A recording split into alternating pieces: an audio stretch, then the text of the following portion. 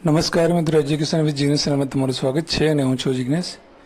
મિત્રો, આજના વિડીયોમાં આપણે જોઈશું કે ગુજરાતમાં પ્રાથમિક, માધ્યમિક અને ઉચ્ચતર માધ્યમિકના જે શિક્ષકો હોય છે એમનો પગાર કેટલો હોય છે અને નવા નોકરીમાં જ્યારે જોડાય છે ત્યારે કેટલો પગાર હોય છે ત્રણેયમાં અને કઈ નીતિ અનુસાર હોય છે, એમનો ગ્રેડ પે કયો ગણાય છે, પે સ્કેલ કયું ગણાય છે, ઉચ્ચતર પગાર ધોરણ ક્યારે મળે છે અને ફૂલ પગારમાં થાય ત્યારે કેટલો પગાર થાય છે, ડિડક્શન કેટલું થાય છે, એવા તમામ બાબતો ઉપર આ વિડીયોની અંદર આપણે ચર્ચા કરીશું. તો વિડીયોની અંદર છેક સુધી બનેલા રહેજો તો ચોક્કસથી તમને મહત્ત્વની જાણકારી મળી જવાની છે. તો સૌપ્રથમ વાત કરીએ આપણે એક આ કોષ્ટક વિશે તમને બતાવી રહ્યો છું કે જે 1/10/2023નો ઠરાવમાં લાસ્ટમાં કર્યો હતો. એની અંદર જે પગારમાં વધારો કરવામાં આવ્યો હતો કે ફિક્સ પગારમાં, તો આપણે ગુજરાતમાં વર્ગ 3માં આપણે જોઈએ તો ફિક્સ પગાર નીતિ છે. એટલે કે જ્યારે પણ કોઈ સરકારી નોકરીમાં વ્યક્તિ લાગે ક્લાસ 3માં, એટલે કે એમને 5 વર્ષ સુધી ફિક્સ પગાર આપવામાં આવતો હોય છે, બીજો કોઈ નાણાકીય લાભ આપવામાં નથી હોતા. તો અહીંયા જે 1/3/23ના ઠરાવથી જેનો પગાર 16,224 હતો એ લોકોને 21,100 કરવામાં આવ્યો છે મહિનાનો. 19,950 જેમનો પગાર હતો, જે અત્યારે આપણે વિદ્યા સહાયકને જે હતો એ પગાર જે છે એ અત્યારે 26,000 માસિક કરવામાં આવ્યો છે. અને ત્રીજા સેલમાં જોઈએ તો 31,340 હતા, જેના આધારે 40,800 કરવામાં આવ્યું છે, જે માધ્યમિક શિક્ષકો 9-10ના શિક્ષકોને હોય છે, જે ફિક્સ પગાર અત્યારે 40,800 હોય છે. અને ચોથું લેવલ જે છે 38,090 એટલે કે 38,090 રૂપિયા જે પગાર હતો એ પગાર અત્યારે 49,600 રૂપિયા મળે છે. જે હાયર સેકન્ડરીના શિક્ષકો હોય છે, 11-12ના શિક્ષકો, એમને આ પગાર જે છે એ મળવાપાત્ર અત્યારે છે. તો આ વખત ફિક્સ પેની અંદર પણ સુધારા થાય છે. એટલે કે તમે જુઓ કે જ્યારે પણ ફિક્સ પે પ્રથા વિદ્યા સહાયકમાં શિક્ષકમાં જ્યારે પ્રાથમિકમાં ચાલુ થઈ ત્યારે 2,500 રૂપિયાથી શરૂ થઈ હતી. તો 2,500 રૂપિયાથી અત્યારે 26,000 ફિક્સ પે પહોંચ્યો છે. તો એ પ્રમાણેનો આની અંદર વખત સુધારા થતા રહેતા હોય છે. તો 1/10/23ના ઠરાવથી જે છે એ કરવામાં આવેલો હતો. હવે આપણે વિદ્યા સહાયકની થોડી ડિટેલમાં પહેલાં હવે ચર્ચા કરીએ. તો વિદ્યા સહાયક વર્ગ 3 કહેવામાં આવે છે અને એનો જે ગ્રેડ પે જે છે એ 2400નો ગ્રેડ પે કહેવામાં આવે છે. હવે 2400નો ગ્રેડ પે છે અને પે સ્કેલ નંબર 4માં આવે છે. 7મા પગાર પંચ મુજબ આપણે જોઈએ તો એ પે સ્કેલ નંબર 4 જે છે એ ગણવામાં આવે છે. હવે વિદ્યા સહાયકમાં એવું હોય છે કે આ જે તમને 26,000 પગાર જે સ્ટાર્ટિંગમાં તમને મળે છે 5 વર્ષ સુધીમાં, એમાં બીજો કોઈ તમને લાભ મળતો છે નહીં. પણ 5 વર્ષ સુધી સંતોષકારક સેવાઓ આપ્યા બાદ આપણે જ્યારે કાયમીમાં, એટલે કે તમે પૂરા પગારમાં જ્યારે તમારો સમાવેશ થાય છે આપણો, તો એ તમારે પગાર જે છે એ કેવી રીતે આપતો હોય છે એની આપણે ચર્ચા કરીએ. તો પગાર જે છે એમાં પહેલી વસ્તુ એક હોય છે બેઝિક સેલરી તમારી, એટલે કે તમારો બેઝિક પગાર કેટલો છે. બેઝિક પગારની ઉપર એક ડીએ આવતું હોય છે, મોંઘવારી ભથ્થું આવતું હોય છે, એ મોંઘવારી ભથ્થું, ત્યારબાદ ઘર ભાડું કે જેને આપણે HRA કહીએ છીએ, અને મેડિકલ. આ 4 વસ્તુ પ્લસ કરીને આપણો જે છે ફૂલ પગાર જે છે એ થતો હોય છે. હાલના 7મા પગાર પંચ મુજબ હાલમાં જે શિક્ષકોને પગાર મળે છે વિદ્યા સહાયકોને, એ મુજબ જોઈએ તો 5 વર્ષ પછી હાલમાં જે બેઝિક પગાર જે છે એ થાય છે 25,500 રૂપિયા. આ 25,500 બેઝિક પગાર થાય છે કે 25,500થી 81,100 સુધીમાં, આટલા રેન્જ એની કહેવામાં આવે છે.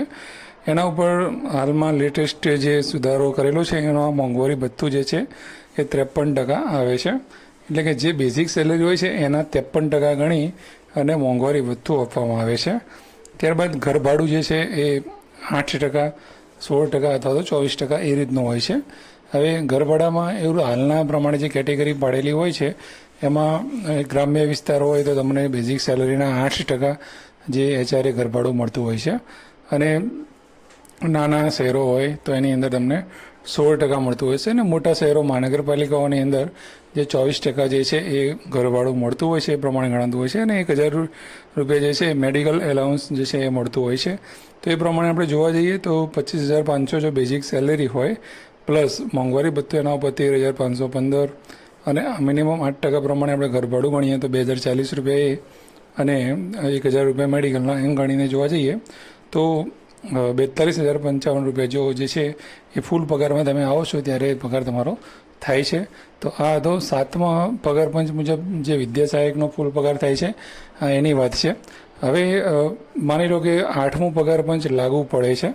તો જ્યારે પણ પગાર પંચ લાગુ પડતું હોય છે ત્યારે એ જે બેઝિક સેલેરી જે હોય છે એ બેઝિક સેલેરીની અંદર ટ્રીટમેન્ટ ફેક્ટર પ્રમાણે અમુક પોઈન્ટનો વધારો થતો હોય છે. એટલે કે 1.5 હોય તો 1.5 ગણો પગાર વધે, 2 પોઈન્ટ વધે, 2% વધે છે તો બેઝિક સેલેરી તમારી ડબલ થઈ જાય છે. તો એ મુજબ સેલેરી વધતી હોય છે. તો એ ભવિષ્યની વાત છે, પણ હાલની સિચ્યુએશનની આપણે આ ચર્ચા કરી છે. હવે આ જે 42,055 જે આપણે પગારની વાત કરી કે આટલો ફૂલ થયા પછી પગાર મળે છે, હવે એમાં ડિડક્શન કેટલું થાય છે એની વાત કરીએ. તો ડિડક્શન કઈ કઈ બાબતોનું થાય છે? તો જ્યારે પણ આપણે પગાર મળતો હોય છે એની અંદર 3-4 વસ્તુમાં ડિડક્શનમાં આવે છે. એક તો છે વ્યવસાય વેરો, એટલે કે આપણે 12,000 પ્લસ જ્યારે પણ સેલેરી આપણી હોય છે તો એની અંદર 200 રૂપિયા વ્યવસાય વેરો કપાતો હોય છે. ત્યારબાદ જૂથ વીમો હોય છે એ 400 રૂપિયા આસપાસ હોય છે અને CPF જે કહે છે કે 10% હોય છે. તો આ જે વેરો જે છે વ્યવસાય વેરો એ તો ફિક્સ જ હોય છે, પણ જે જૂથ વીમો છે CPF જે છે પર્સન્ટેજ એ આપણે મિનિમમ 10%થી ઉપર પણ જો તમારે રાખવું હોય તો એ પણ તમે રાખી શકો છો. હવે CPF જે રહ્યું એ કેવી રીતે કપાય છે? એ મોંઘવારી ભથ્થું, બેઝિક સેલરી અને મોંઘવારી ભથ્થું બંનેનું પ્લસ કરી અને એની ટકાવારી પ્રમાણે એ ગણવામાં આવે છે. તો આ રીતનું જે છે ડિડક્શન થતું હોય છે. એટલે કે 200 રૂપિયા આસપાસ આપણે વ્યવસાય વેરો ગણીએ. જૂથ વીમો જે છે એ વીમાની અંદર બધી પોલિસી હોય છે આપણને ચાલુ નોકરી દરમિયાન અવસાન કે આના બધું ઘણું બધું એની અંદર પોલિસી હોય છે. એના આપણે 400 રૂપિયા ગણીએ.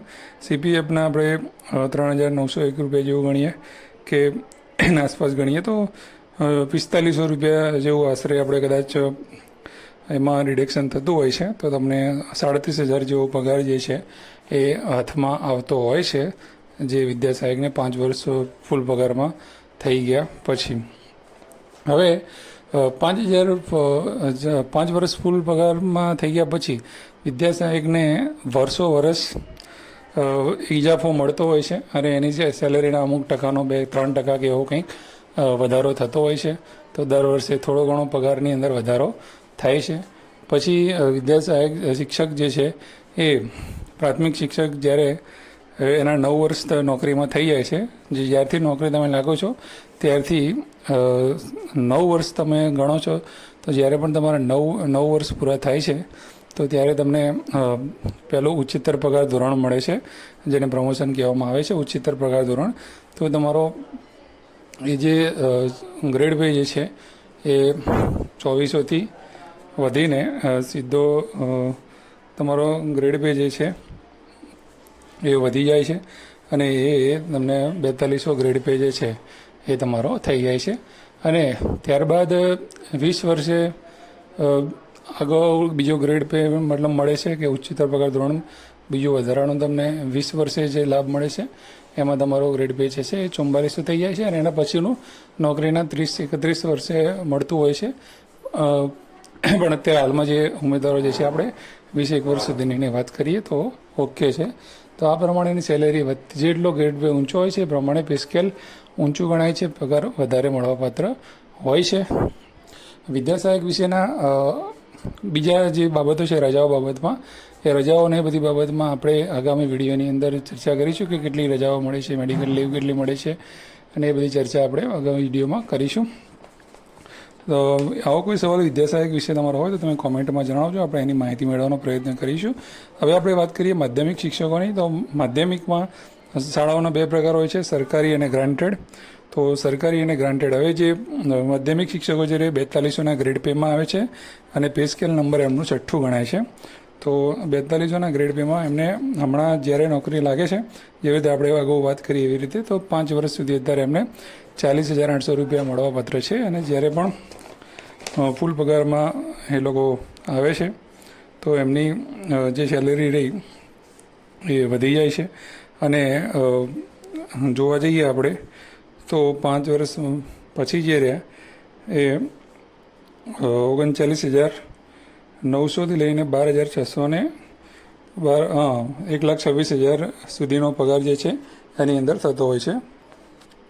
માધ્યમિકમાં સરકારી હોય કે ગ્રાન્ટેડ હોય 5 વર્ષ ફિક્સમાં કાઢ્યા પછી એનો જે પગાર જે રહ્યો એ 35,400થી 1,12,000 સુધીનો જે છે એ બેઝિક સેલરી થતી હોય છે. 35,400થી કરેક્શન છે, થોડું જોઈ લેજો. 35,400થી 1,12,000 સુધીની થતી હોય છે.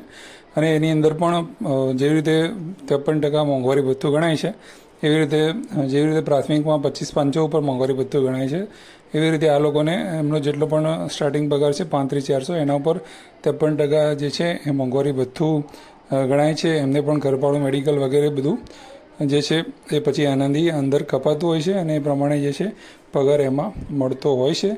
અને જેવી રીતે માધ્યમિકવાળાને એમની નોકરીમાં 9 વર્ષ પૂરા થાય એટલે એમને પણ ઉચ્ચતર પગાર ધોરણ મળે છે અને 4200માંથી 4400ના ગ્રેડ પેમાં આવે છે.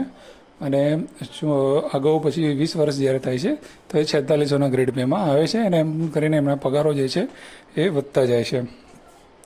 ત્યારબાદ વાત કરીએ ઉચ્ચતર માધ્યમિકમાં પણ 11-12માં જે અત્યારે હાલમાં માધ્યમિક અને સરકારી અને ગ્રાન્ટેડમાં પણ જે છે લાભો બધા પગાર સરખા જ હોય છે. જે પણ બીજા કોઈ લાભો મળતા હોય છે આગળ પાછળ મળતા હોય છે, પણ એમાં કોઈ ફરક હોતો નથી. તો ઉચ્ચતર માધ્યમિકના ફિક્સ પેની આપણે વાત કરીએ તો હાલમાં 49,700 રૂપિયા એમને દર મહિને મળવાપાત્ર છે. અને જ્યારે પણ 5 વર્ષ પછી જેવો ફૂલ પગારમાં આવે છે ત્યારે એમનું જે બેઝિક સેલરી જે રહી 39,900થી 1,26,600 સુધીમાં મળવાપાત્ર હોય છે. અને એવી રીતે જે છે વર્ષો વર્ષ જે છે એમના પગાર અમુક ટકાવારી પ્રમાણે જે છે ઇજાફા એમને મળતા રહે છે. ઉચ્ચતર માધ્યમિકનો ગ્રેડ પે છે એ 4400નો ગ્રેડ પે ગણાય છે. એ ક્લાસ 3 સુપર ક્લાસ 3 કહેવાય છે. 4400 ગ્રેડ પેમાં આવે છે. પે સ્કેલ નંબર એમનું 7મો લાગુ પડે છે. એમાં પણ એમને 53% મોંઘવારી જે છે બેઝિક એમને મળતી હોય છે બેઝિક ઉપર.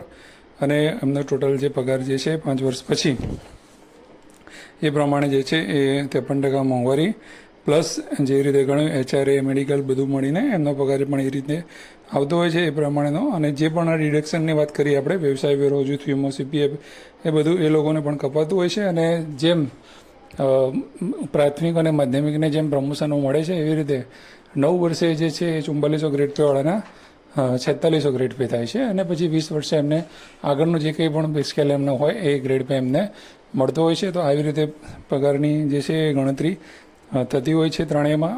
જે પ્રાથમિક, માધ્યમિક અને ઉચ્ચતર માધ્યમિક ત્રણેયની વાત કરી. હવે 1થી 8માં જે વાત કરી 1થી 8માં સેમ જ હોય છે. 1થી 5, 6થી 8માં કોઈ ડિફરન્ટ હોતો નથી. તો આ બધી ચર્ચા તમારી સામે મેં કરી છે કોઈ આંકડાકીય થોડી માહિતી લઈને. તો વિડીયો તમને સારો લાગ્યો હોય તો લાઇક જરૂરથી કરજો, શેર જરૂરથી કરજો. તમારો કોઈ પ્રશ્ન હોય તો કોમેન્ટમાં જરૂરથી જણાવજો. નવા વિડીયો સાથે ફરીથી મળીશું. જય હિન્દ, જય ભારત. Thank you.